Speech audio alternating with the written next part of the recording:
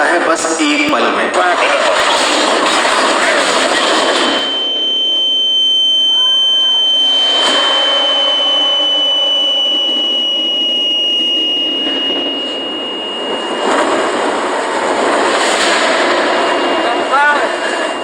Somebody give me a hand here.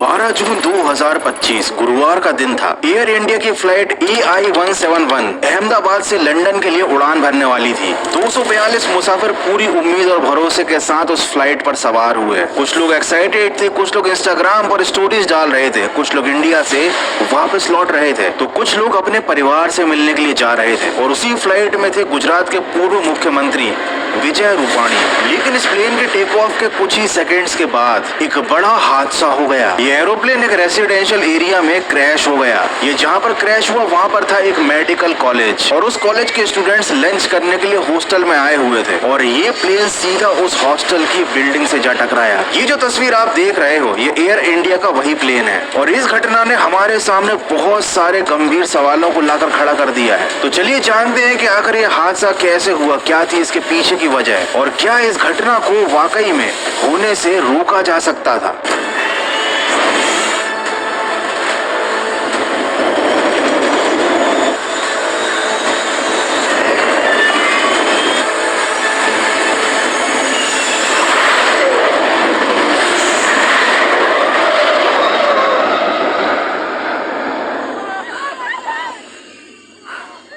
12 जून 2025 1:48 गुरुवार को अहमदाबाद के एयरपोर्ट से लंदन के लिए AI-171 ने टेक ऑफ किया, और टेक ऑफ के तुरंत बाद ही ये मेघानी नगर के पास मेडिकल कॉलेज के हॉस्टल की इमारत में क्रैश हो गया। इसमें 230 यात्री सवार थे और 12 क्रू मेंबर थे। ये प्लेन जैसे ही क्रैश हुआ, आसपास के 2 किलोमीटर के इलाके तक एक धुएं का गुबार देखने के लिए मिला। सभी लोग समझ गए कि कोई बड़ा हादसा हुआ है। इस प्लेन में सवार 241 लोग इस दुनिया में नहीं रहे, और साथ ही इस प्लेन के जमीन पर गिरने की वजह से 28 और लोगों को अपनी जान से हाथ धोना पड़ा। मतलब इस हादसे में करीब 269 लोग खत्म हुए हैं। इस हादसे ने केवल उन्हीं लोगों की जिंदगियां नहीं छीनी जो उस प्लेन में बैठे हुए थे, इसने मेडिकल कॉलेज के उन छात्रों और डॉक्टरों की जिंदगियों को भी लीन लिया जो आने वाले समय में दूसरों की जिंदगियां बचाने वाले थे। ये प्लेन सीधा जाकर टकराया था मेस वाली बिल्डिंग से, वहीं जहां पर MBBS के स्टूडेंट्स थे, और उसके बाद ये मलबा जाकर गिरा अतुल्यम हॉस्टल पर। इस हॉस्टल में सीनियर रेजिडेंट डॉक्टर्स रहते थे। लिटरली मुझे यकीन नहीं हुआ जब मैंने इस हादसे के बारे में सुना कि ये सब कुछ केवल 30-40 सेकंड के अंतराल में हुआ। एयर इंडिया की ये फ्लाइट टेक ऑफ के तुरंत बाद ही क्रैश हुई। प्लेन मुश्किल से 600 फीट की ऊंचाई पर पहुंचा था,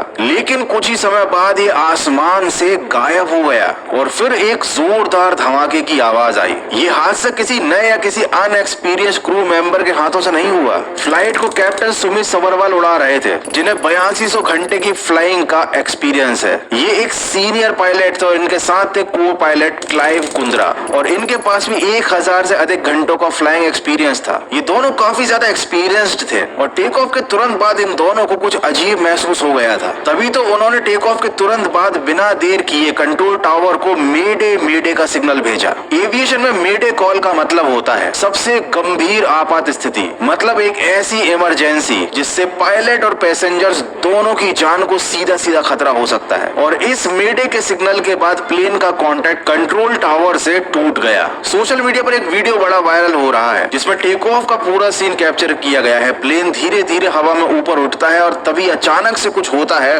और प्लेन नीचे जाने लगता है, और अगले ही पल दिखाई देता है एक बड़ा धमाका। अब सबसे ज्यादा चौंका देने वाली बात तो ये है कि ना किसी बड़े खतरे की जानकारी थी पहले से, ना ही मौसम खराब था, और इतनी कम ऊंचाई पर इस तरह का क्रैश बहुत ही ज्यादा डरावनी तस्वीर हमारे सामने लेकर आता है। अब ये कोई टेक्निकल एरर था, इसमें किसकी मिस्टेक थी, कहां पर हुई थी गड़बड़ जिसकी वजह से इतना बड़ा हादसा हुआ, ये तो जांच के बाद ही पता लगेगा। लेकिन ये बात सबके सामने जरूर आ गई कि केवल कुछ ही सेकंड्स में बहुत कुछ बदल गया है हमेशा के लिए। और इंडिया के इस मोस्ट शॉकिंग एविएशन डिजास्टर में हुआ है एक चमत्कार भी। केवल एक ही व्यक्ति अभी जिंदा वापस लौट कर आया है, और उनका नाम है विश्वास कुमार रमेश। अब विश्वास कुमार कौन थे थे, उन्होंने हादसे के समय क्या देखा और उनकी जान कैसे बची। ये जानने से पहले थोड़ा सा समझ लेते हैं कि एक्चुअली में इस प्लेन क्रैश की असली वजह क्या थी।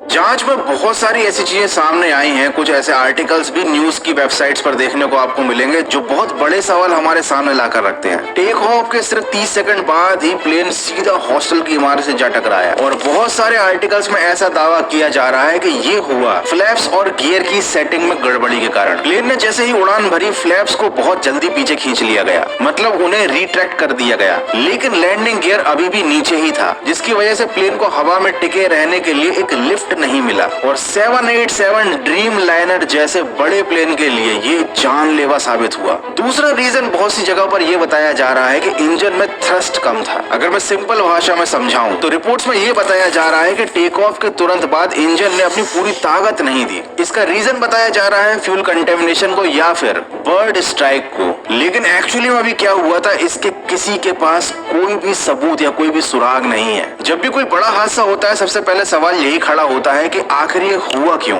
और कैसे हुआ। ये कोई तकनीकी खराबी थी या फिर इसमें थी किसी की गलती। हालांकि आप इसके बारे में जितना ज्यादा रिसर्च करते जाओगे, आपके सामने उतने ज्यादा पहलू सामने आते जाएंगे और एक शॉकिंग साइड मैं भी आपको आगे बताने वाला हूँ। लेकिन अभी हम किसी कंक्लूजन पर नहीं पहुंचेंगे, क्योंकि एक्चुअली में हुआ क्या था, इस कंक्लूजन पर पहुंचना ये जल्दबाजी होगी, बिकॉज इस फ्लाइट का ब्लैक बॉक्स मिल चुका है। इसमें पायलट की बातचीत, टेक्निकल डेटा और सारे रिकॉर्ड्स मौजूद हैं। DGCA, AAIB और बोइंग की टीमें मिलकर इसकी पूरी इन्वेस्टिगेशन कर रही हैं। एयरपोर्ट से लेकर क्रैश साइट तक एक एक सेकंड का डेटा खंगाला जा रहा है और जो असली सच है वो बहुत ही जल्द सबके सामने आ जाएगा। लेकिन इस हादसे के तुरंत बाद सोशल मीडिया पर वायरल होने लगी है 2024 में छपी न्यूयॉर्क टाइम की एक रिपोर्ट, जो 787 ड्रीम लाइनर और 777 सीरीज के प्लेन्स में कुछ खतरनाक खामियों की जानकारी देती है। लेकिन उससे पहले जान लेते हैं विश्वास कुमार के बारे में।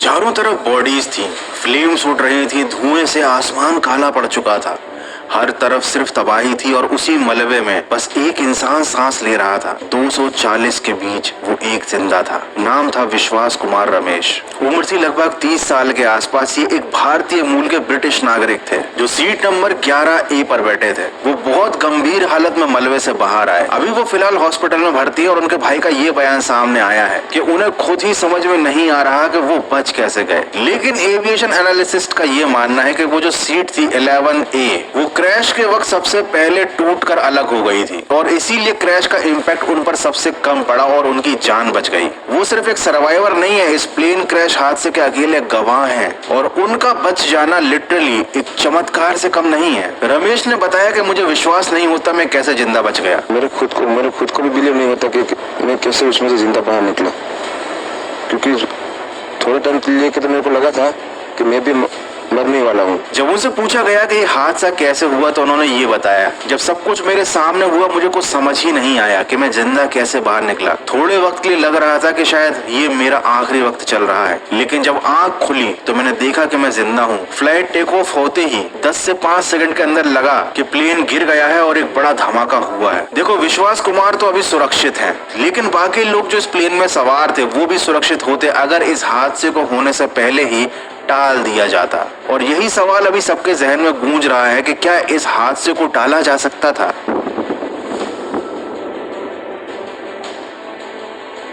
देखो, कोई भी हादसा अचानक से नहीं होता, वो धीरे धीरे पनपता है, वो धीरे धीरे होता है उस एक खामी की वजह से जिसे सही वक्त पर नजरअंदाज कर दिया जाता है। साल था 2024। न्यूयॉर्क टाइम्स में एक रिपोर्ट छपी जिसमें बोइंग के एक सीनियर इंजीनियर सैम ने FFA फेडरल एविएशन एडमिनिस्ट्रेशन को 787 ड्रीम लाइनर और 777 सीरीज के विमान में खतरनाक कमियों के और खामियों के बारे में जानकारी दी। सैम ने कहा कि मैं बोइंग को बदनाम नहीं करना चाहता, लेकिन ये मैं इसलिए कह रहा हूँ ताकि भविष्य में कोई हादसा ना हो। सैम की रिपोर्ट में कुछ कमियां थी। उनके अकॉर्डिंग ड्रीम लाइनर के मैन्युफैक्चरिंग के दौरान कुछ शॉर्टकट्स अपनाए गए थे। उनके अकॉर्डिंग इस विमान की जो स्ट्रक्चरल लाइफ थी, मतलब ढांचे की जो उम्र थी, वो कम थी और यहाँ पर सीरियस फेलियर या फिर क्रैक्स की पॉसिबिलिटीज को भी बताया गया था। इसका मतलब ये नहीं है कि हर ड्रीम लाइनर क्रैश ही हो जाएगा, लेकिन इस रिपोर्ट से ये जरूर जाहिर होता है कि अगर कोई अनयूजुअल सिचुएशन आ गई तो ड्रीम लाइनर वो मजबूती नहीं दिखा पाएगा जो उसे दिखानी चाहिए। अभी ये कहना एक जल्दबाजी होगी कि AI-171 का जो हादसा है उसका इस रिपोर्ट से और सैम के द्वारा कही गई बातों से सीधा सीधा कोई संबंध है, लेकिन ये बात साफ हो जाती है कि अभी कुछ ऐसे बड़े सवाल हैं जिनका जवाब आना बाकी है। और सबसे बड़ा सवाल जो आप और हमारे लिए मायने रखता है वो ये है कि are we safe in the sky, मतलब हमारे देश की उड़ानों की हकीकत क्या है। इस टॉपिक पर मैं डिटेल में रिसर्च करके एक वीडियो आप लोगों के लिए जरूर बनाऊंगा। फिलहाल अभी तक इस घटना को लेकर जो जानकारी हमारे सामने आई है मैंने आपके साथ वो जरूर शेयर की, लेकिन अभी पूरे सच को सबके सामने आने में थोड़ा वक्त लगेगा, शायद कुछ दिन और। एयर इंडिया और सरकार जल्दी ही पूरी जांच की रिपोर्ट को पब्लिक के सामने लेकर आएंगे, लेकिन फिर भी हमको इस हादसे की गंभीरता को भूलना नहीं है। ये जो भी हुआ ये सिर्फ एक खबर नहीं थी, ये 269 जिंदगियां थी। So that's it for today. आखिर में बस यही कहना है कि आप और हमको मिलकर यही प्रार्थना करनी चाहिए कि ये आखिरी हादसा और इस घटना का सच सबके सामने जल्द से जल्द आए। गुड बाय, जय हिंद।